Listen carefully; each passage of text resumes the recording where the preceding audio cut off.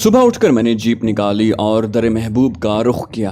रास्ते दिन को किसी हद तक महफूज होने लगे थे। एक महफूज और कदरे लंबे रास्ते के जरिए मैं मोहम्मदपुरा पहुंच गया। मैंने जीप गली के नुक्कड़ पर खड़ी कर दी और दिल की बेकाबू धड़कनों को संभालता पैदल ही उस्मान के घर के दरवाजे तक आ गया। कितने खूबसूरत लम्हे थे वो जब मैंने बंद किवाड़ों पर दस्तक दी। उस समय मेरे दिल में शिद्दत से ये ख्वाहिश जागुजी थी कि दरवाजा आनसा ही खोले और वो मुराद बर आने की घड़ी थी।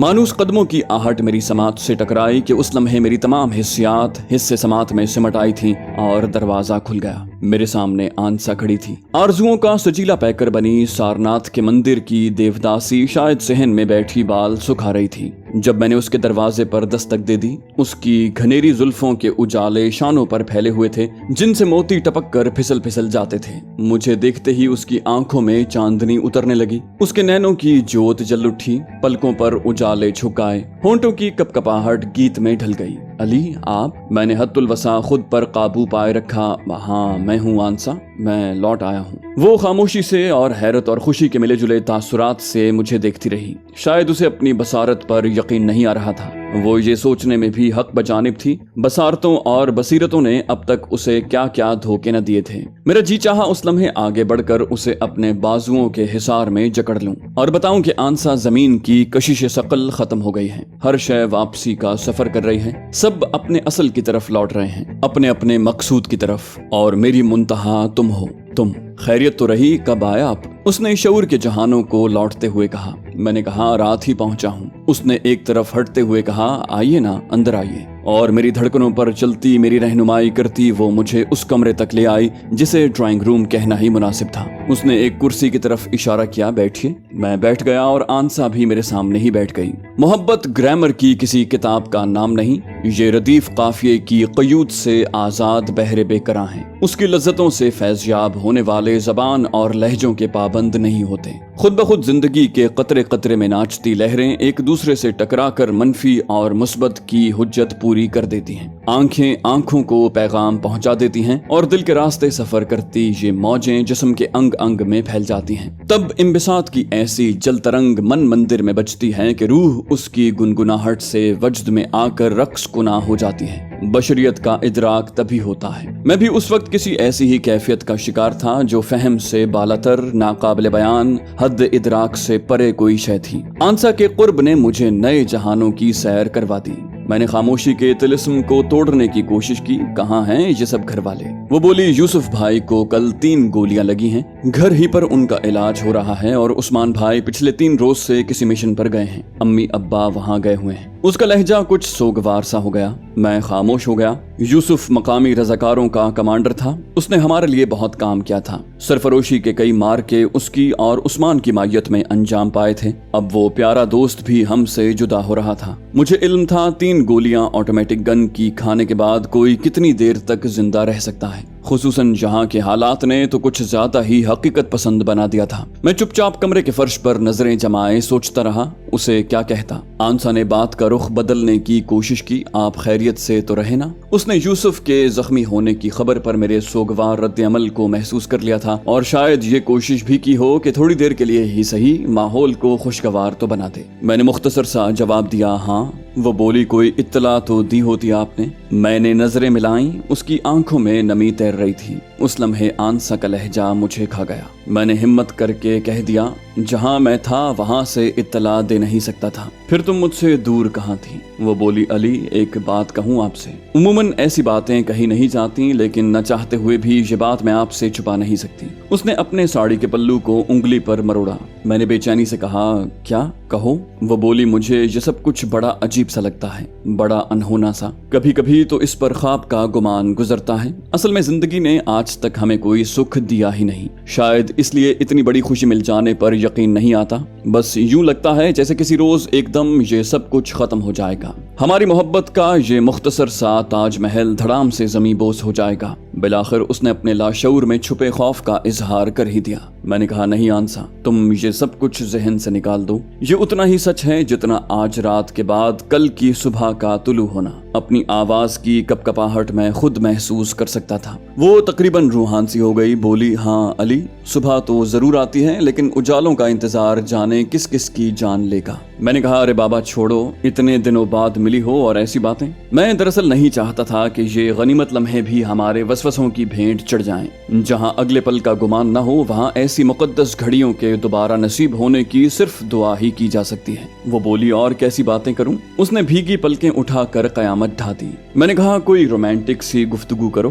میں نے حد الوسع کوشش کی کہ میرا لہجہ ذرا فلمی قسم کا ہو جائے۔ وہ بولی اچھا جناب، پہلے چائے لے آؤں آپ کے لیے، پھر رومانٹک گفتگو بھی کر لیں گے۔ اس نے مسکراتے ہوئے کہا اور میری اگلی بات سنے بغیر نکل گئی۔ میں اکیلا پھر سوچوں کے بھنور میں ڈوبنے ابھرنے لگا۔ مجھے علم نہیں تھا کہ عثمان کہاں ہے۔ اگر وہ ڈھاکہ میں ہوتا تو مجھ سے ضرور ملنے آتا، کیونکہ میرے اوسی صاحب کو میرے اور اس کے خصوصی تعلقات کا علم تھا۔ لیکن میری سوچوں کا تانا بانا جلد ہی بکھر گیا۔ آنسا واپس آ گئی تھی۔ اس نے اب اپنے بال سلیقے سے باندھ لیے تھے اور ساڑی کا پلو دوپٹے کی شکل اختیار کر چکا تھا۔ بڑے قرینے سے اس نے اپنے آپ کو سنبھالتے ہوئے چائے کے برتن میرے سامنے جمائے اور چائے کی پیالیاں اپنے ہونٹوں سے لگائے ہم مستقبل کے سپنے بننے لگے۔ میں نے ایک مرتبہ پھر اسے اپنے گاؤں، وہاں کے لوگ، ان کی عادات، گھر بار سے متعلق بتانا شروع کر دیا۔ یہ سب کچھ میں اسے اتنی مرتبہ بتا چکا تھا کہ اب اسے حفظ ہونے لگا تھا۔ آنسا خود مجھ سے میرے گاؤں کی مختلف باتیں پوچھتی رہی۔ اسے میں نے یہ بھی بتا دیا تھا کہ ہمارے گھر میں کتنے پیڑ ہیں اور ان پر کون کون سا پھل لگتا ہے، لیکن نہ جانے کیوں میں نے اسے جان بوجھ کر رضیہ کے متعلق کبھی کچھ نہ بتایا۔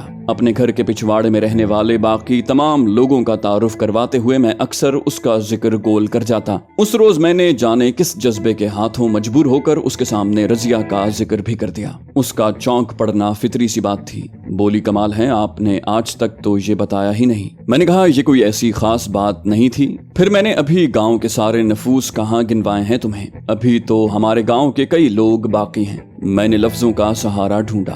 بولی اچھا، میں تو کچھ اور ہی سمجھ رہی تھی۔ آنسا کی مسکراہٹ نمایاں تھی۔ اس روز دوران گفتگو آنسا نے اچانک ایک ایسی بات کہہ دی جس نے مجھے بھی تھوڑی دیر کے لیے بوکھلا دیا۔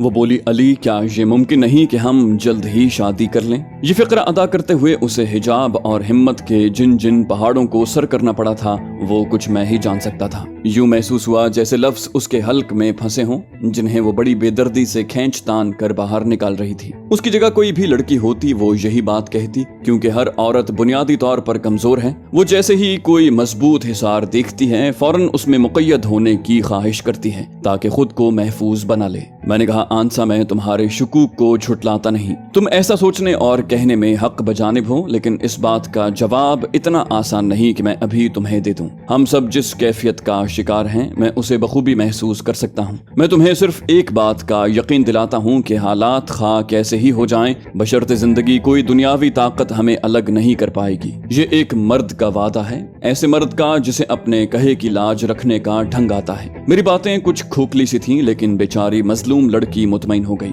اس نے صرف ایک مرتبہ نظریں اٹھا کر میری طرف دیکھا۔ شاید یہ جواب اسے حسب توقع نہیں ملا تھا، اس لیے وہ کچھ زیادہ ہی رنجیدہ ہو رہی تھی۔ آنسو بے اختیار اس کے گالوں پر بہہ گئے۔ میں کسی مقناطیسی عمل کے تابع ہو کر اپنی جگہ سے اٹھا اور اسے گلے سے لگا لیا۔ آنسا نے بھی ذرا بھر مدافعت نہ کی اور کمزور درخت کی ٹہنیوں کی طرح میرے بازوؤں میں جھول گئی۔ کچھ دیر اور، بس کچھ دیر۔ یقین کرو اب تو میں تمہیں اپنا حصہ جاننے لگا ہوں، اپنے جسم اور روح کا حصہ۔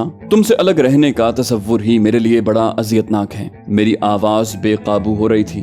بہت دیر ہو گئی علی، وہ ہمیں مار ڈالیں گے، ہاتھ دھو کر ہمارے پیچھے پڑے ہیں۔ روزانہ کسی نہ کسی کو مار ڈالتے ہیں وہ، یہاں کوئی محفوظ نہیں۔ اس نے خوفزدہ بچیوں کی طرح روحان سی آواز میں کہا۔ میں اسے خود سے چمٹائے بے بسی سے اس کی پشت سہلاتا رہا۔ اس لمحے خود کو میں بری طرح پھنسا ہوا محسوس کر رہا تھا۔ میری اس اذیتناکی کا خاتمہ باہر کا دروازہ کھلنے کی آواز پر ہوا۔ آنسا آواز سنتے ہی مجھ سے الگ ہو کر تیزی سے دوسرے کمرے میں چلی گئی۔ چاچا اور چاچی آ گئے تھے۔ انہوں نے مجھے دیکھتے ہی سب کچھ بھول بھلا کر بے اختیار مجھے سینے سے باری باری چمٹا کر میری بلائیں لیں۔ میری اچانک آمد نے دونوں بوڑھوں کے مرجھائے ہوئے چہرے کھلا دیے تھے۔ मैंने छुटते ही दरियाफ्त किया, क्या हाल है यूसुफ भाई का।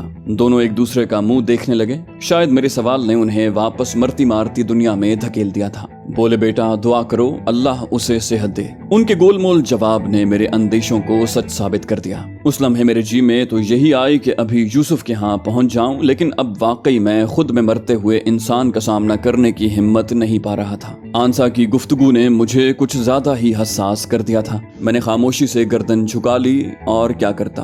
दोनों बूढ़े मुझसे हस्बे साबिक मुल्की हालात पर तबसरा करने के ख्वाहां थे। वो मुझसे ज्यादा बाखबर थे, लेकिन मुझसे ज्यादा खुश फहम भी। असल में इंसानों का अलमिया ये भी है कि वो सब कुछ जानते बूझते हुए भी पुरउम्मीद रहना चाहते हैं। हम सब की हालत सजाए मौत के उस कैदी जैसी थी जिसने अपने ब्लैक वारंट पर दस्तखत कर दिए थे, लेकिन जो तख्तेदार की तरफ जाते हुए भी पुरउम्मीद था कि अभी शायद कोई मौजज़ा रूनुमा होकर उसे मौत के मुंह में जाने से बचा लेगा। आंसा थोड़ी देर के बाद अंदर आ गई। उसकी आंखों में जब्त के गुलाबी डोरे तैर रहे थे। उनका फुसू दो चंद हो गया था, लेकिन मैं उससे आंखें चार करने की हिम्मत नहीं पा रहा था। फिर वहां बैठे बैठे मैंने एक फैसला कर लिया, आंसा की बात मान लेने का फैसला। मुझे एहसास था वो जो कुछ मांग रही है उसमें वो हक बजानिब है। ऐसे गैर यकीनी हालात में अगर मैंने भी आगे कदम बढ़ाकर उन लोगों को सहारा न दिया तो उनके घराने का तारपोद बिखर जाएगा। मैं उन लोगों से न मिलता तो दूसरी बात थी। अब मैंने उनसे रवाबित इस हद तक बढ़ा लिए थे जहां एक दूसरे पर एतमाद करना पड़ता है और इस एतमाद को ठेस नहीं लगनी चाहिए। मैंने बिलाखिर उठते हुए उनसे कहा, मैं चलता हूँ चाची।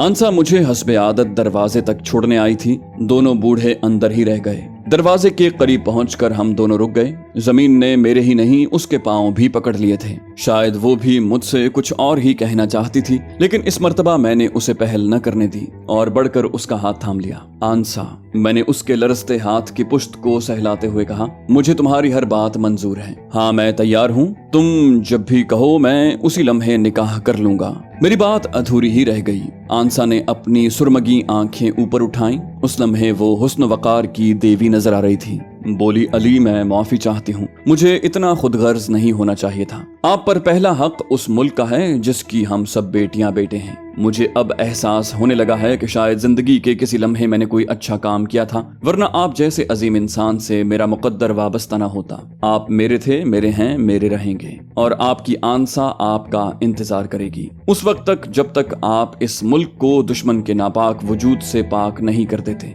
जब तक हमारे खेतों की हरियाली लौट नहीं आती, जब तक हमारे पटसन का सोना फिर से जगमगाने नहीं लगता। मुझे इसकी कोई परवाह नहीं, ये इंतजार कितना लंबा होगा। उसका एक एक लफ्ज निश्तर बनकर मेरे सीने में उतरने लगा। हुस्न वफा की देवी उस लम्हे मुझे बहुत अजीम दिखाई दे रही थी, मेरी सोच से भी ज्यादा कद आवर, किसी दूसरी दुनिया की मखलूक। खुदा जाने वो कौन से जज्बात थे जो मुझ पर गालिब आए। आंसा, मेरे मुंह से बस एक ही लफ्ज निकल पाया। हम दोनों ही उस लम्हे दूसरे जहानों में खो गए, लेकिन नहीं, आंसा के हवास बजा थे। उसने मेरी जज्बाती कैफियत का बखूबी अंदाजा लगा लिया था। मुझे आहिस्तगी से उसने खुद से अलहदा कर दिया और बढ़कर दरवाजा खोला। मैंने उसकी तरफ देखा और देखता ही रह गया। आंसुओं से भीगी वो मुस्कुराहट, खुदा की पनाह, मैं कब उसे भुला पाऊंगा। उस मंजर की मजीद ताब लाने की हिम्मत मुझ में नहीं थी। मैंने खुदा हाफिज कहा और तेजी से बाहर निकल आया। बाहर निकलते हुए मैंने पलट कर भी उस समत न देखा। मुझे यूं लगा जैसे उस समत देखने पर मैं पत्थर का एक बुत होकर रह जाऊंगा। अब तक सूरत हाल ये थी कि तखरीबकार उमूमन घिसे पिटे तरीके ही इस्तेमाल करते थे। ज्यादातर वो दो तरह से अपना काम करते थे, बूबी ट्रैप और सेफ्टी वॉल्व के जरिए। इन दोनों तरकीबों का हल हमने ढूंढ निकाला था। वो इस तरह कि हम लोग फौजी कन्वॉय के आगे खाली छकड़ा बांध देते या रेलगाड़ी के इंजन के आगे कुछ खाली डब्बे बांध देते। इस तरह इंसानी जानों का ज़िया बहुत कम होता और उमूमन दुश्मन का छुपाया हुआ धमाका खेज मवाद गैर मौसर साबित होता। लेकिन जब इस बात का इल्म मुक्ति बाहिनी के करता धरता रॉ के आला अफसरान को हुआ तो वो सर पीट कर रह गए। बड़े बड़े भारतीय और गैर भारतीय दिमाग मिलकर बैठे और उन्होंने बिलाखिर इसका भी हल ढूंढ निकाला। तखरीबकारों के पास धड़ाधड़ दूर से कंट्रोल किए जाने वाले रिमोट कंट्रोल और बिजली से चलने वाले धमाका खेज बम पहुंचना शुरू हो गए। इन खतरनाक बमों की मदद से वो चलती ट्रेन को भी हस्बे मंशा भग से उड़ा सकते थे। उसके बाद वो मजीद एडवांस हुए तो उन्होंने डायनेमो से भी निजात हासिल कर ली और उसकी जगह ड्राई बैटरी बैटरी सेल ने ले ली, जो लोग बआसानी एक आम सी टॉर्च में छुपा कर एक से दूसरी जगह ले जा सकते थे। मशरकी पाकिस्तान नदी नालों और दरियाओं और समंदरों का देश है। दुश्मन जमीन से ज्यादा पानी में खतरनाक साबित होता है। वो लोग इन्हीं पानियों के कीड़े थे।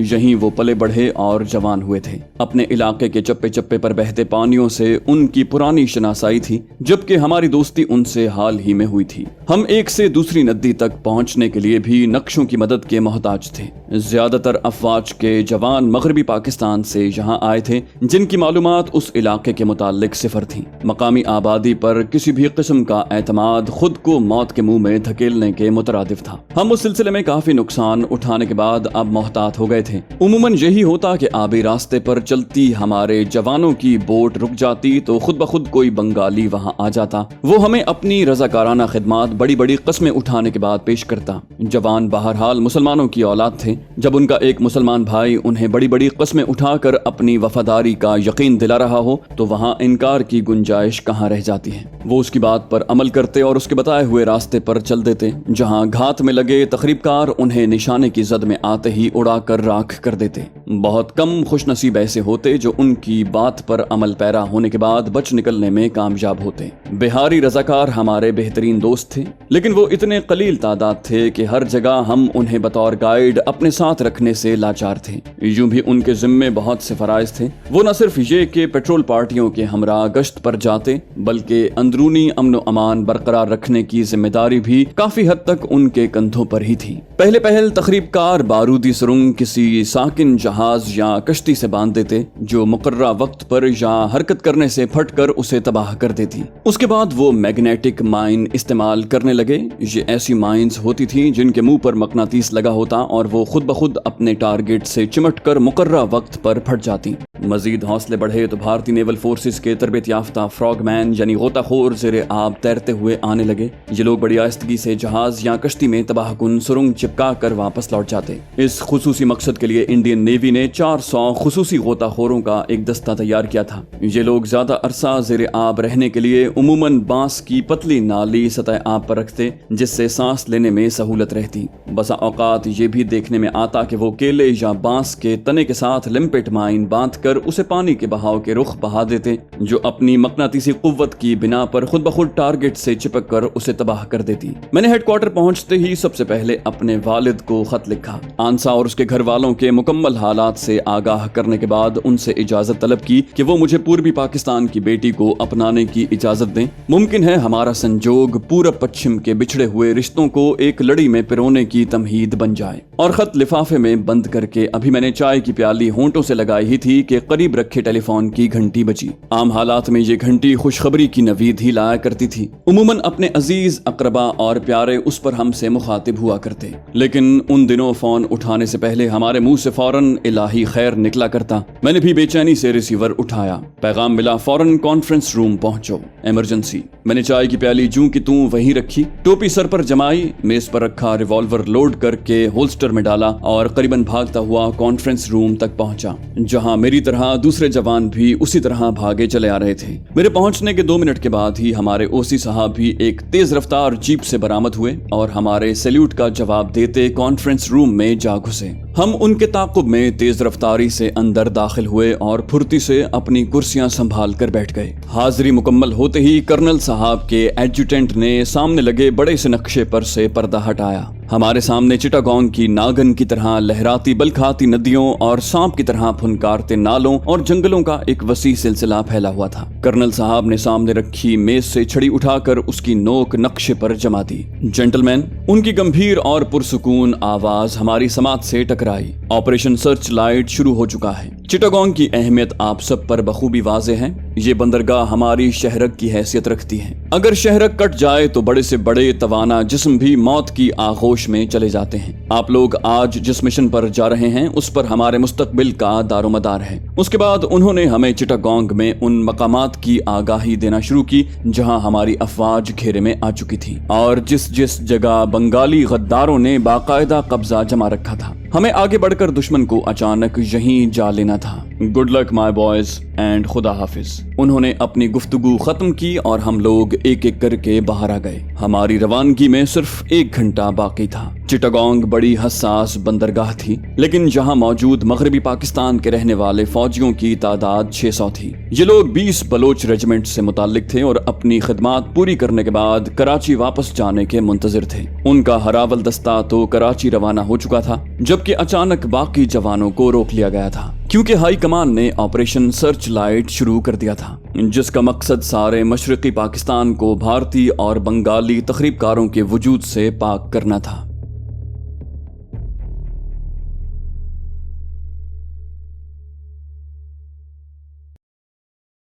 तो दोस्तों, ये थी हमारी आज की एपिसोड। उम्मीद करते हैं आपको हमारी कहानी पसंद आई होगी। जाने से पहले इस वीडियो को लाइक कीजिए और शेयर करना मत भूलिए। कमेंट करके हमें बताइए कि आपको हमारी वीडियो कैसी लगी, और अगर अभी तक आपने इस चैनल को सब्सक्राइब नहीं किया तो इसे सब्सक्राइब कीजिए और बेल आइकन दबाकर ऑल नोटिफिकेशंस ऑन कर लीजिए।